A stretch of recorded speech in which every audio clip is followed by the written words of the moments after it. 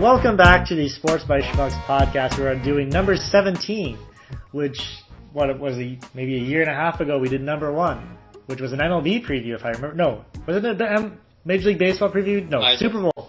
Super Bowl was the first one we did. Yeah, Super Bowl was our first, and I think our second one was baseball.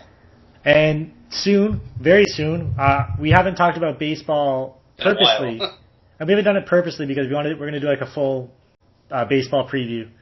We're all too lazy to write an entire article. Exactly. So we're just going to do a full baseball preview where we just one podcast that's devoted to baseball. That'll be the next podcast that we do. But right now, we're into the thick of the NHL season as it winds down. And for us, well, I guess me being a former Southern Ontarian, the big story has probably been the Leafs' collapse as of late. They've lost 5 straight in regulation, so they haven't even picked up any points. Yeah, that's been brutal. Yeah, and it's all coincided with Jonathan Bernier missing significant time with a groin injury, which it came out that he actually was feeling that injury before his start in Los Angeles, which actually made it even worse. So to say they've got subpar goaltending is kind of an understatement in my opinion. But that being said, who do you blame more? Because you got to blame somebody. Defense or Reimer, exactly. Who do you blame more? It's hard because it's been kind of one affects the other. The defense has kind of been playing really loose in front of Reimer, so it's been letting him just leaving him hanging out to dry. And then you got Reimer who's not playing the best either, so the defense is just not playing well at all. So it's a multi-tier effect. If one thing sucks, the other thing's going to suck. That's one problem. And the goal scoring hasn't really been there to kind of push them up and overcome it. Well, when you're spotting a team a 3-0 lead like they did in Montreal. True. No, sorry, was it 3-0 or was it 2? Anyways, when you're spotting a lead, they haven't scored first in like 7 games or something. Yeah. And when you're spotting teams' leads, you have to press for chances, which is what's causing these odd man rushes. So it all really get behind so early in the game. That's the weird part. I could see maybe like second period, but they're letting all these goals in. Like by the second period, they're already down. Exactly, which is why they have to press right away. One mistake, makes another mistake. Do you think they have confidence in Reimer? No, I don't. Personally, I don't think the defense has confidence in Reimer right now, and why would you? I mean, granted, the game against Detroit, that was bad defense. That was just bad defense. Yeah. They gave up a bunch of 2-on-1s. Reimer was hung out to dry. Not faulting Reimer for that one. But against Montreal, a couple of those goals were really bad. Yeah, Tampa Bay, goals. Some bad goals. And Tampa Bay, they scored pretty. They were up 2-1, and they were getting the momentum. And then one timer for those Stamkos one timers you can't stop. Yeah, you can't leave Stamkos up there. And it was a power play goal. He's made that an art form. But the third goal wasn't that good either. So that just takes them out of the game there. And then again, defense made a mistake when Fanuc just let Stamkos just kind of skate to an open puck, which is A, how do you leave somebody alone in front of the net? And B, it's Steven Stamkos. You got to know exactly where he is on the ice at all times. Considering that's pretty much the main threat Tampa Bay has at this point. Pretty much. So how Fanuc doesn't know where Stamkos is just infuriating. Yeah, especially being captain. Exactly. Well, even not just the captain, but just a respectable defenseman. A respectable defenseman is making over $5 million this year. He's going to make 7 next year, or whenever his extension kicks in. Yeah, I think it's next year. Yeah, and so there's been times where it's been the defense, but there's also been times where it's been Reimer, where if Bernier, I've been a big Bernier guy since the trade happened, and I remember I wrote the article about it. I've been a fan of Bernier before the trade. Well, okay. No, I was always a Bernier fan. I always thought he should have been the starter, and then Quick just came in and just dominated that position. Okay, yeah. But I'm going back, if we want to go all the way back to who loved Bernier first, I loved him since he played for Canada in the juniors. I'll let you win. So that's okay. This isn't a penis measuring competition, Brett. I know, but you just had to one-up me with the trade. I didn't one-up you. I just said I liked him before the trade. which is okay. Anyways, my point is that my personal opinion with the trade was they were going to give Reimer a fair shake because of what he did last year for the team. And he played really well last year, and he earned the confidence of the team by playing well. Agreed. But when you bring it, when you probably brought in Bernier, that probably wrecked Reimer's confidence. As much as he didn't want to say it, it probably hurt more than it did, and he had to press to try and recover his position. Essentially, Bernier was given the number one spot, but they didn't want to say it. Yeah. It was Bernier's spot to lose, but they had to give Reimer the fair shake. I thought the Bernier taking over was just going to happen sooner than it did. I said it was going to happen by November, and then it kind of took a bit longer than probably by just after the Winter Classic is when it really started to dawn in that Bernier was the guy. But, well, Reimer hasn't played for a while anyways. But my point is that if Bernier was in the net against Montreal, they win that game. Because Reimer, 2 of the goals he should have had. The first one, definitely he should have had. Both were on his glove side. The second one was it was on a partial break, but the guy took a slap shot from the back end of the faceoff circle, and it just hit his glove. Yeah. He needs to stop that puck, especially when you let up a bad goal early. You need to get yourself back in the game, and you need to get your team back in the game. Because if you let in a bad goal, your team's deflated. Yeah. If you let in another one, you're pretty much death sentencing your team.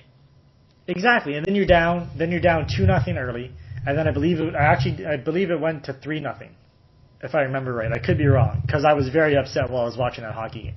I will double check. I believe so. Actually, I think it went 2, and then the Leafs got 1, and then they scored the third. Was it that? Because that makes sense. Because I do remember that they scored a late goal in the period. I think you're right. I think that. Give me a second. I'm just double checking right now. All right, but I think you're right. I think you're right that it was a 2-1 then a 3-1 game. Once they got the 3-1 goal, like a minute later or 2 minutes later on a power play, they scored. Yeah, actually no, it was a 3-0 lead. It was a 3-0 lead. Okay, so all right, so I was right. Anyways, the point is that Bernier makes those saves. It's not a 3-0 game. It's still a tight game, and Toronto has a chance to win. Yeah. If they want to get, and then last night, we're recording this on Monday. I had to stream it because I don't get Leafs TV out here. Go figure, right? Saskatchewan. I'm not saying that, but anyways, I do get Sportsnet Oilers or Sportsnet Flames, but I don't want to watch those channels. I don't think Oilers fans or Flames fans want to watch those channels. Anyways, the point is, I streamed the game. I was watching it, and Reimer implodes again. 2 quick goals in the second to make it a 3-0 game, and then they bring in Drew McIntyre. If Bernier is not healthy, do you give McIntyre the start against St. Louis? Because that's a must. If anything's a must-win game, it's that St. Louis game because you need to end the streak now. No, I think you still put Reimer back in. Okay. Yeah, you can't go with an unproven 30-year-old goaltender and expect him, hey, go win us this important game to keep us in the playoff race. You can't. You have to ride the guy that brought you to the playoffs last year. Who's still a good goaltender. He's just not playing well right now. Exactly. You guys think at some point he's due? Hopefully.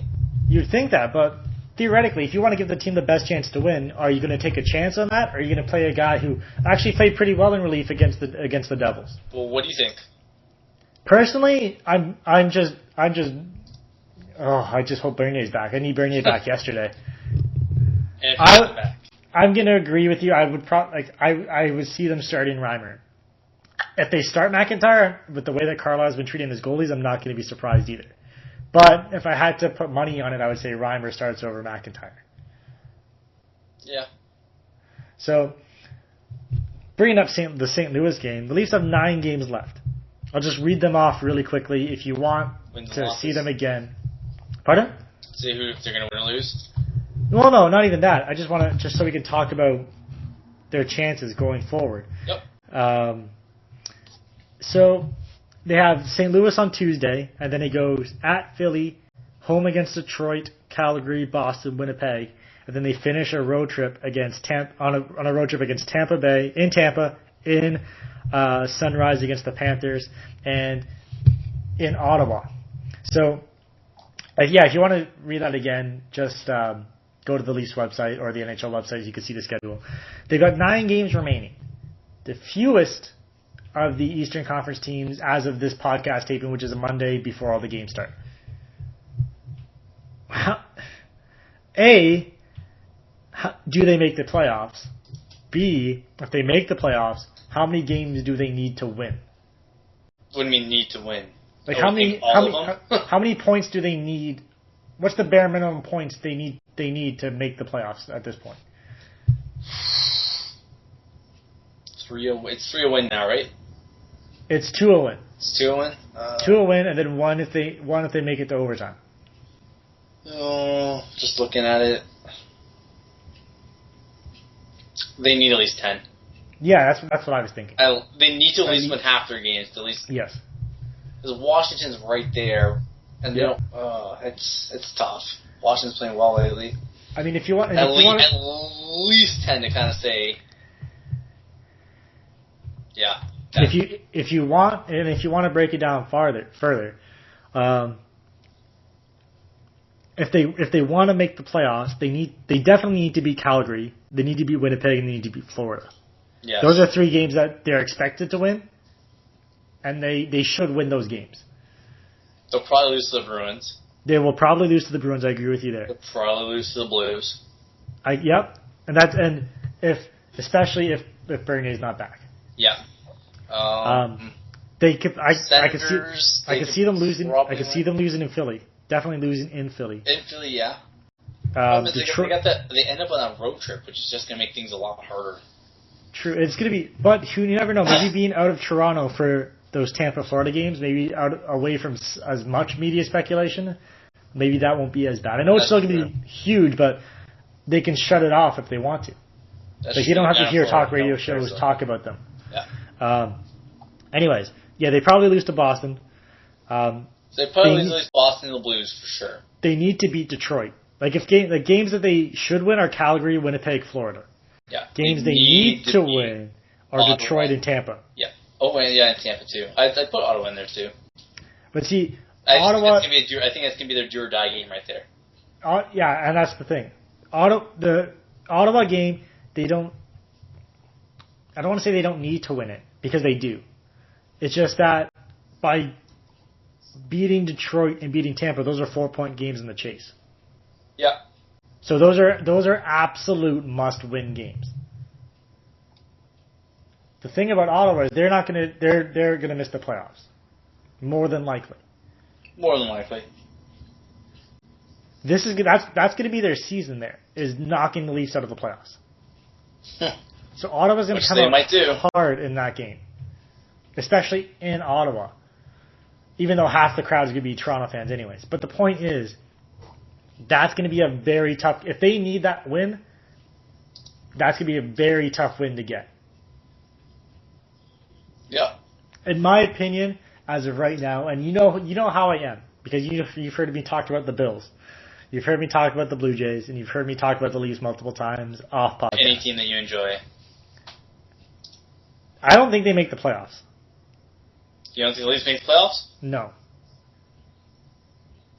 And I said this to you about a week ago, too. And you said, no, they'll probably make the playoffs. I still have faith. I know you still have faith. I'm just saying, with what they have now in front of them, especially after giving away games to New Jersey, to Montreal, and the games that they've blown since Bernier's been out. And granted, the game they lost to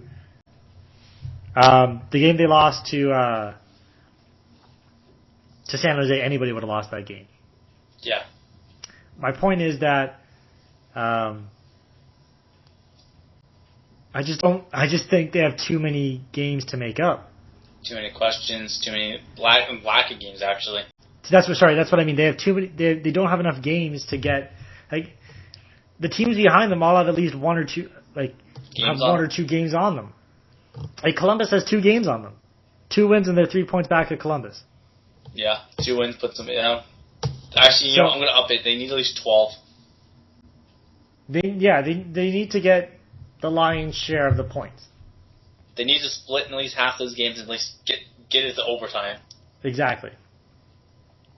And then if they make the playoffs, they're probably going to play Pittsburgh or Boston. And be bounced immediately. Especially if they play Boston. If they play Boston, it's going to be a 4-game sweep. If they play Pittsburgh, maybe take it 5 games.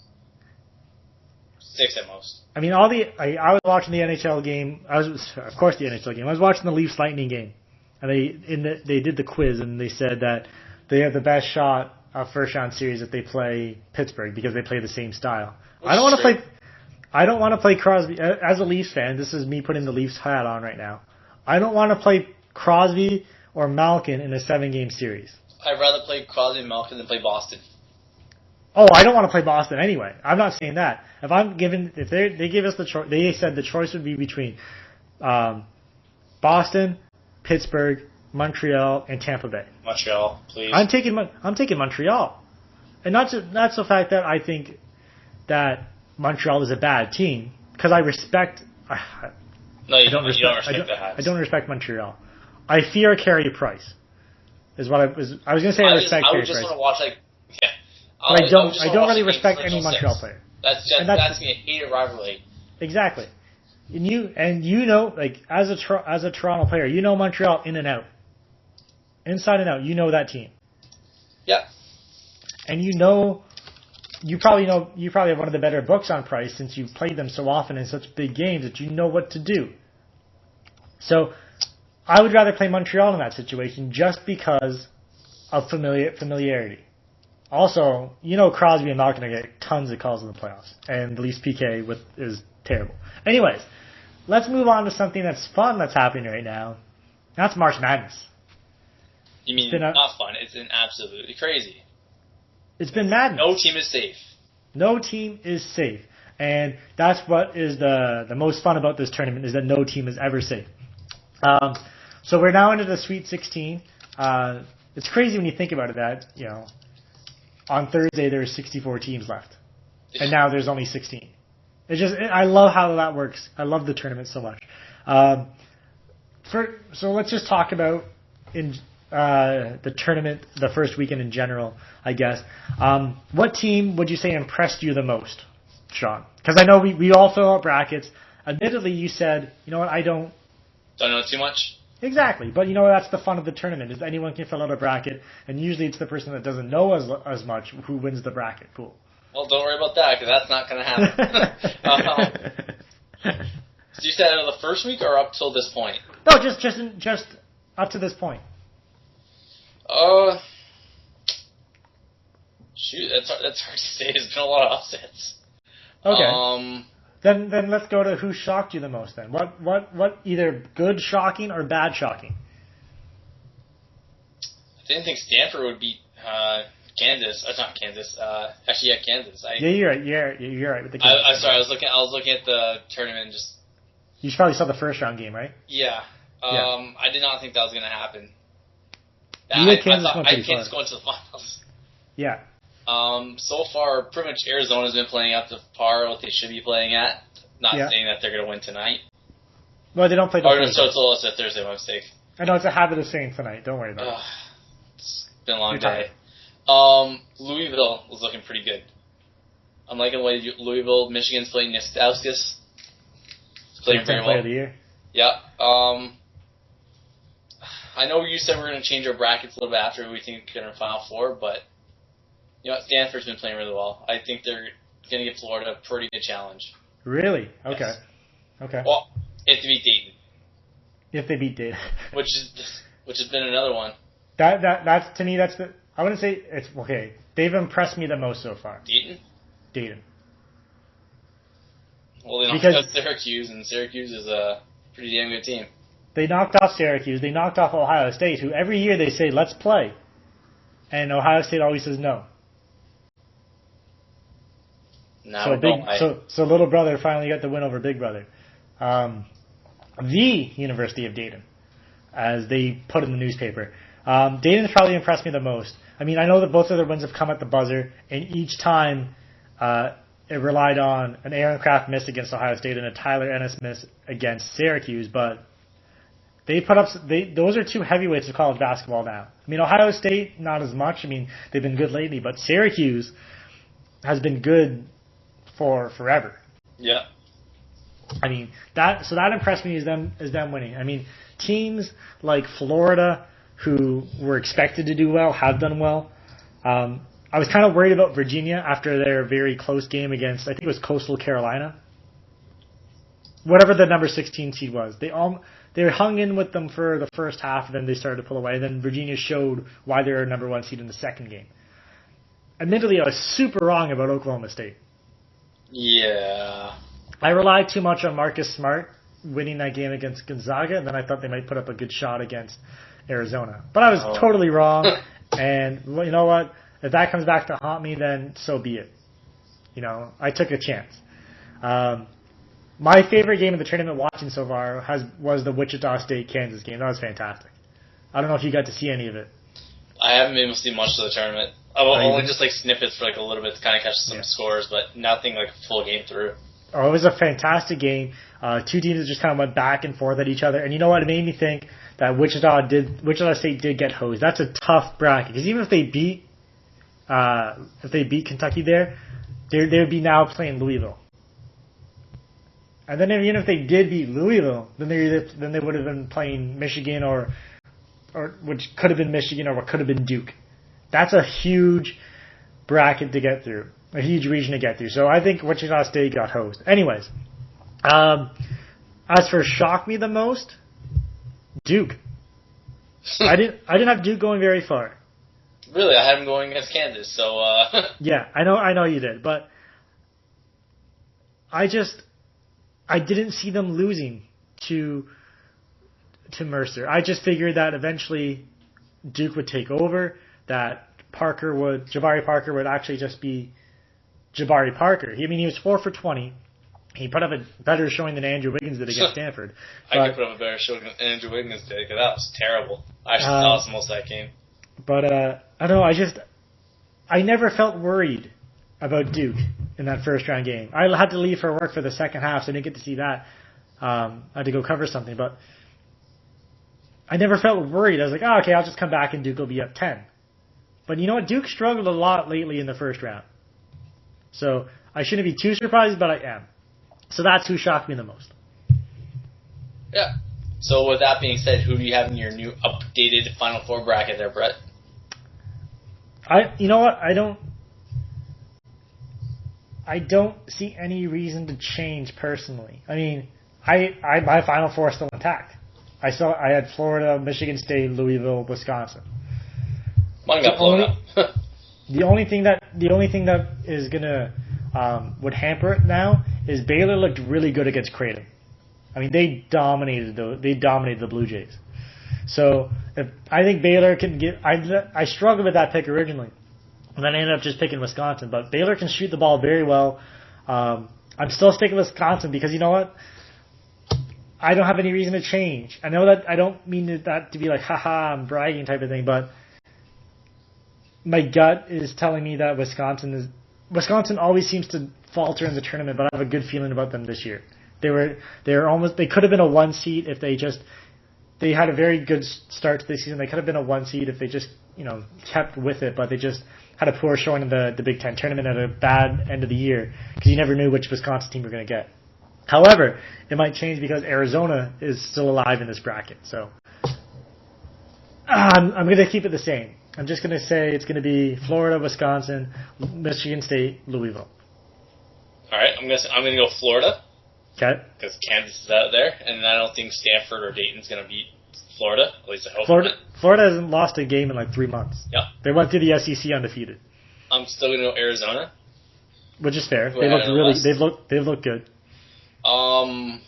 We have Virginia versus Michigan State, which is going to kind of decide who's going to win that bracket, my opinion. Okay. And I have Michigan State winning that bracket still, so I'm going to stick with the Spartans. Okay. And then, who do I got in the Midwest? So you Michigan or Kentucky, Louisville. You know what? I'm going to stick with the hometown boy and go with Michigan. All right. Michigan, would it be Michigan State versus Michigan matchup? No, that could be a potential final. Ooh, actually, you know what? That's my final. That's the final I want to see now, just because. Okay, then who wins that? I want to see the Spartans, just because I like their jerseys. Well, you're probably right because Michigan, the Spartans have won the last 2 meetings with them, and then they demolished Michigan in the Big Ten Finals. So, well, by 15, but that's demolishing. So, anyways, just a quick thing: games to look for in the what could be the remainder of the tournament. A potential Arizona-Wisconsin regional final, which could be fantastic. Like you said, Virginia-Michigan State is going to be a good game. Yeah. Louisville-Kentucky. That's an in-state battle right there. That is going to be a fantastic game. Wisconsin-Baylor. That's also could be a very good game. Pretty much every other game is going to be pretty good. Exactly. Dayton, Stanford. I'm not really looking forward to that game. It's probably a little scoring.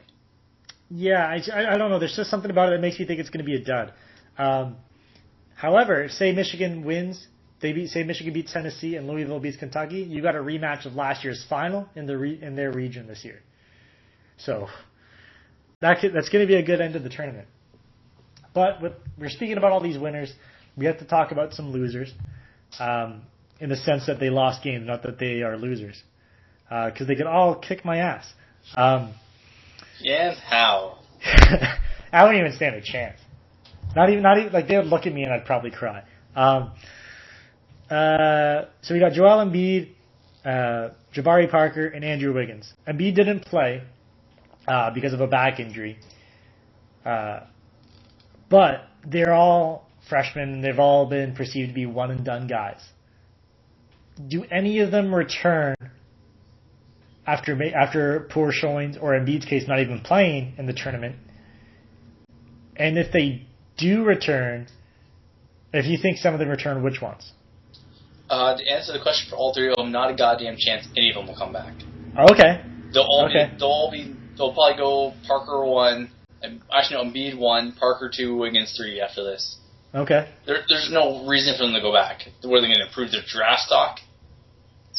No. There's no point for them to go back. They're all implied to be one and done, so I don't see that changing, especially when there's millions of dollars on the table. I agree with you on Wiggins. You think Parker might go back and Embiid? I've got reasons.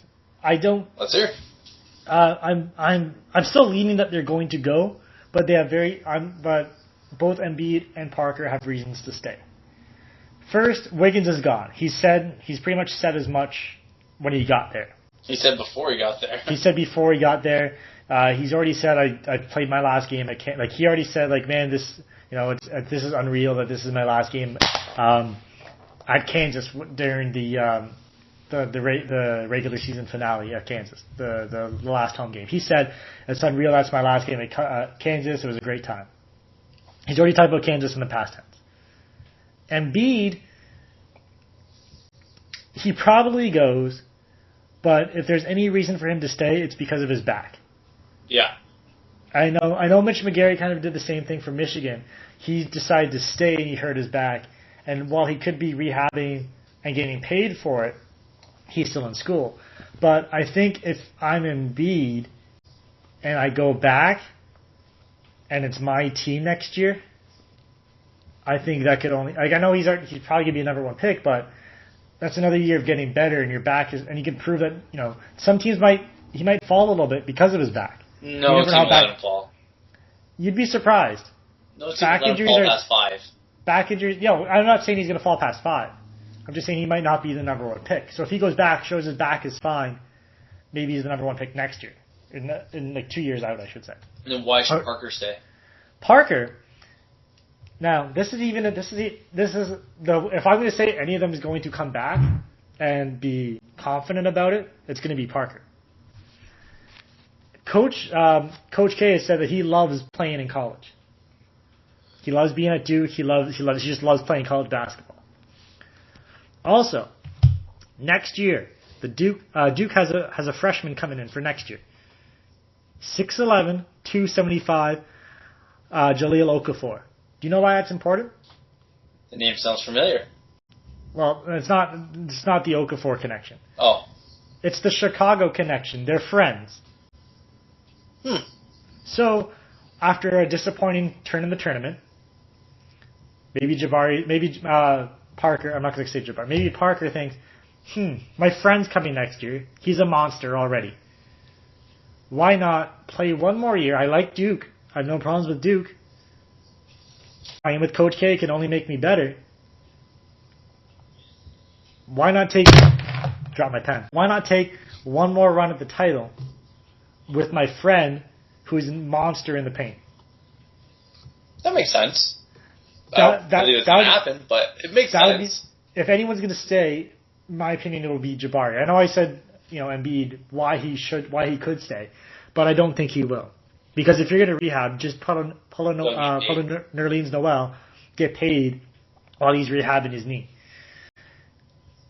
That would be why I see Parker saying he loves playing at Duke, and one of his good friends from Chicago is coming to play in Duke next year. So why not?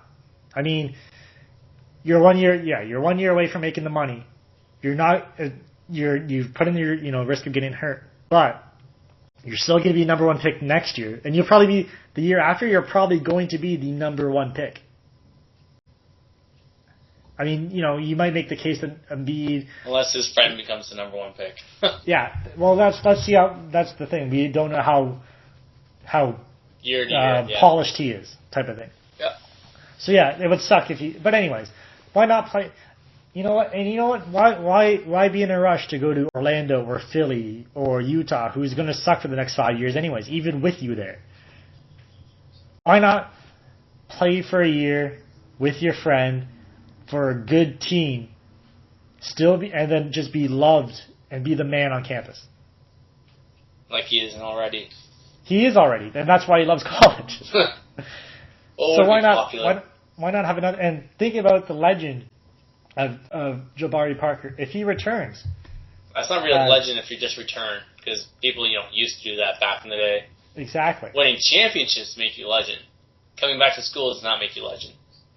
No, but coming back to school and winning a championship does. Yeah, if he does win a championship. That's what I'm saying.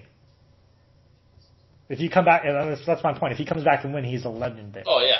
For coming back when he probably would be a top 3 pick, or he will be a top 3 pick, and then coming back and saying, "No, I want to win." Even just saying that, he's probably one of the more popular players in Duke history. Granted, Duke isn't very popular amongst the rest of the world, but hey. Nope. Screw Duke. Screw Duke. I hate you. So on that note, so you just think they're all gone? They're all gone. No one's staying. They have no reason to. And that is very fair, and that's probably what's going to happen. But like I said, I think if anyone's going to stay, it's going to be Parker for that reason. So let's move on to the wrap up here. We're going to get to the high fives and face palms, and I'll start off. You'll start off? Okay. I'll start off. You're always more positive when you close, so I'll start off. Okay, sure. So I'll start off with my face palm for the week. And, of course, I go back to the NFL, and, of course, I go back to my Buccaneers, and, of course, Mike Williams getting stabbed in the leg. Just this, by his brother, of all people. Oh. Then the brother goes on the run and hasn't been caught since. So, he hasn't been caught since? I didn't hear that he was on the run. I haven't seen that he's been caught yet, but first of all, why are you stabbing your own brother who's like a millionaire at this point? That doesn't make sense to me. Second of all, like the amount of shit that Mike Williams has done since he got in the NFL is why he dropped to the 4th round in the first place. Like he's already facing like charges that's already his offseason with trespassing and criminal mischief after something happened in December. I can't remember exactly what it was. But you're already facing charges. Now you're getting stabbed by your own brother in the leg. Like, come on, man. You just pull up the come on, man. I know. It's like you have to. That's just ridiculous. My win for the week is actually going to myself in a little bit for actually getting into soccer and watching it a little bit. Okay. But for the more part, Toronto FC for getting their first 2 wins in a row ever to open up their season. So they've been doing a fantastic job. Jermaine Defoe has been the man since coming from Tottenham. He's a bloody big deal. Yeah, he is. 3 goals so far. He's been playing very well. He could have at least had 3 at the game they had on Saturday. So, thumbs up to Jermaine Defoe, TFC, and me for getting into soccer. Now, who did they play on Saturday? Oh, son of a... I feel bad for not knowing this off the top of my head. I don't know either because I didn't watch the game. I was watching March Madness. Oh, Washington. Okay. Yes, United. Washington. Yes, United. DC United. Yes. I just kind of wanted to throw that in there. She's like, "Oh, I know everything now." I just kind of wanted to throw. I know everything. Well, you're like, "Oh, I know stuff now." So you're all happy. I know soccer, and then you asked me, and I got the answer. So I know, and I just kind of wanted to throw something at you. Anyways, so yeah, no, good on TFC. They're getting interest back, and as much as I wanted to watch college basketball, trying to pull me the other direction. But as what flooded my timeline was people tweeting that David Clarkson only has 1 more goal than Jermaine Defoe. Yeah. So that brings that's not my my facepalm, but Twitter brings me to my facepalm, and that is Leafs fans tweeting at James Reimer's wife April Reimer about how bad her husband's playing. And saying stuff like, and just saying vulgar stuff to her about her husband's play. If you really have to do that, you have no life.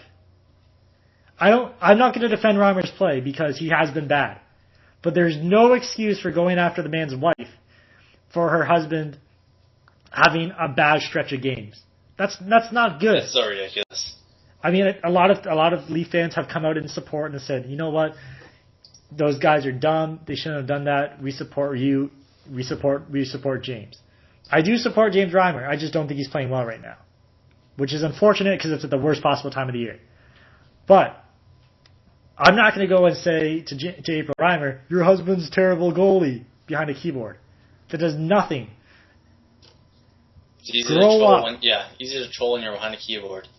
Exactly. Keyboard warriors, stop it. Come on, man. I mean, and I guess you could say the same thing for me calling out these people over a podcast, but you know at least what? they can hear our voices. At least they can hear our voices. And we said who we are. They know who we are, and if you want to do it, you better be prepared to have people call you morons and dipshits and things like that. Because that's what you are. Not you, Sean, but that's what those people are.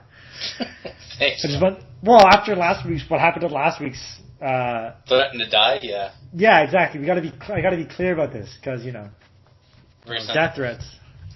I know, that's not why Josh isn't on this podcast. My win goes to... Sorry, I'm pretty sure. My high five goes to new NBA Commissioner Adam Silver.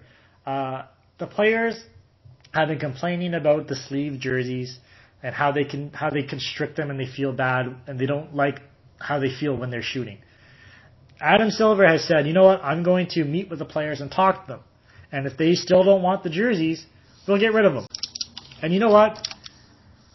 That's what a commissioner should do.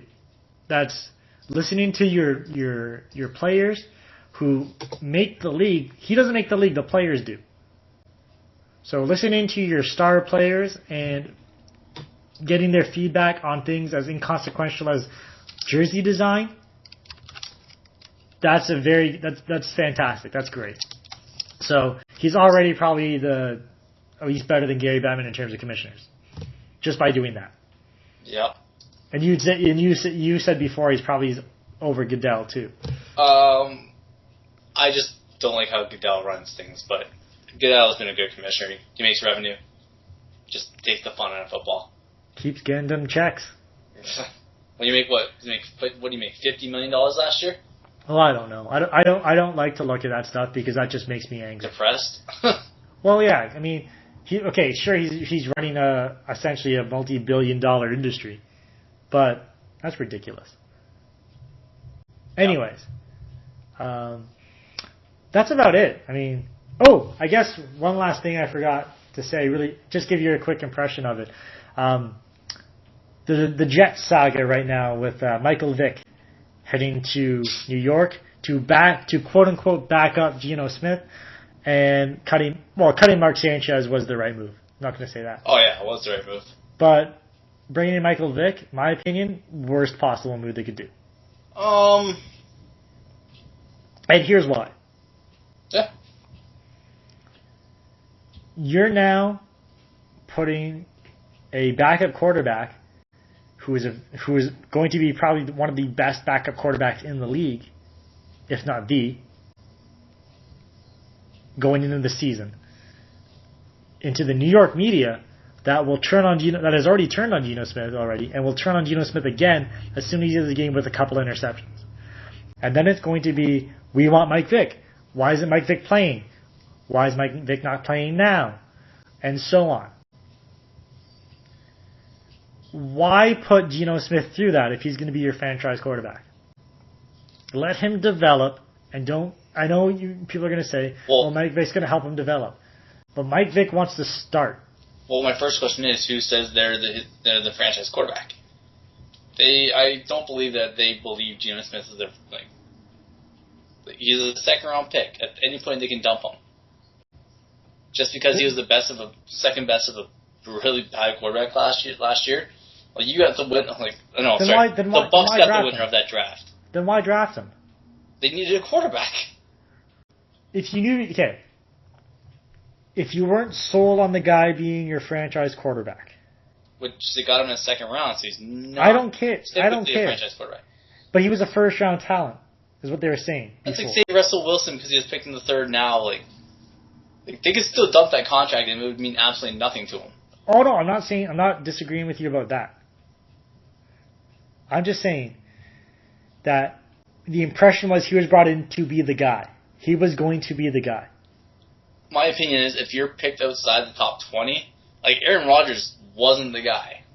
He was the guy. He wasn't the guy until yes, he was. He was the heir apparent to Brett Favre. As soon as they picked him up. 3 years after. Yeah, because Brett Favre was still playing. They knew Aaron Rodgers was going to be the guy that took after him.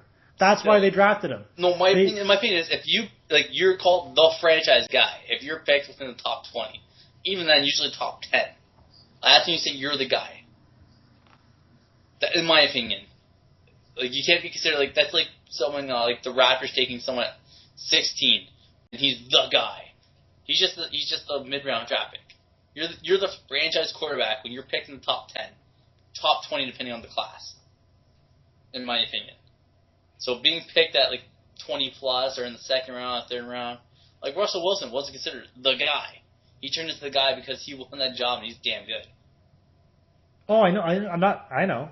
I'm not saying that, but I just felt the way that they brought Geno Smith in, that he was going to be their guy. You know what? I don't think he is. I think if he has another bad year, that's why Vic's there. He can be very much on his butt pretty quickly, kind of like Terrell Pryor out in Oakland. They drafted him, in the second round, a compensatory draft, or supplementary draft, and he's done nothing there. Now he's asked to be traded or released. Yeah, because they brought in Matt Schaub, who he knows is going to start in front of him. Yeah, which Mike Vick might kit, because Geno Smith was terrible last year. But the difference is nobody thought Terrell Pryor was going to be Oakland's franchise guy. Why not? He didn't have the credentials. Geno Smith did? He had going into the season, his draft year, he had 0 interceptions for the first 12 games. Yep. Yeah, the 6 touchdown game. Yeah. He was at times thought to be the best quarterback in that draft. Why was he picked in the second round? Probably a bad combine. This is why I hate the combine. Because they put that much stats. Now, granted, Geno Smith hasn't turned out this year, but it's been 1 year. No, I know. Don't get me wrong. I'm not saying all the pressure on him, but I just don't believe he's not the Jets guy. I just never got that feeling that he was if Mark Sanchez did not get injured, is Geno Sanchez even play a game last year? Or yeah. Geno Smith. Yeah. Did he start the last half of the season? They would have pulled Sanchez because Sanchez was bad. True, but he. I think they brought in. I thought they brought in Geno Smith to be the guy to replace Sanchez. Of course they did. Exactly. So why? But you don't think they would have given him a year to develop if they could have? Yes, I do. So, I don't know. Which is why I think it's stupid that they're bringing in Vick. Because it's just going to do the exact same thing that what happened to Sanchez. It's going to end, but Sanchez deserved to be cut. I'm not saying that. I'm not saying he didn't deserve to be cut. What I'm saying is that Vick is going to, in a negative way, impact Geno Smith. It's going to stunt his development, and it's going to force him out. And I don't think Geno Smith got the fair shake of this. I don't know. We'll just have to agree to disagree there. Okay, fine. I still don't believe that. Aaron Rodgers not being drafted as a franchise guy. Anyway, drafted as the franchise guy. He was drafted as the replacement of Favre. He wasn't a franchise quarterback being drafted out, or else he would have went to Tampa Bay at, I can't remember where they were picking. I think like 7. If Tampa Bay believed that he was a franchise quarterback, they would have picked him. When Brad Johnson is your quarterback, and you skip over Aaron Rodgers to keep Brad Johnson, you clearly do not believe he is a franchise quarterback coming out. You think that we're looking 2020 now? No. I'm just saying because I believe that Aaron Rodgers was going to be good when he got drafted by Green Bay. Yeah, but he wasn't considered the franchise guy. He was considered for his backup in a learning role. He was the next guy. They wouldn't have drafted a quarterback in the first round if it wasn't going to be someone good to replace Favre when he left. They didn't know when Favre was going to leave. I still don't believe franchise guy. He was their learning backup kind of role quarterback with a lot of potential, but he wasn't the heir the franchise apparent guy. The franchise guy is Andrew Luck. The franchise guy is Cam Newton. That's the guy you draft, and day one he starts. That's why the Patriots have not picked up a quarterback to replace Tom Brady. They don't need a franchise guy. Exactly. But Green Bay needed one to replace Favre.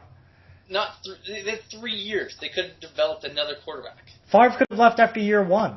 They didn't know when Favre was going to leave. True, but still, So your whole point is that he was going to leave.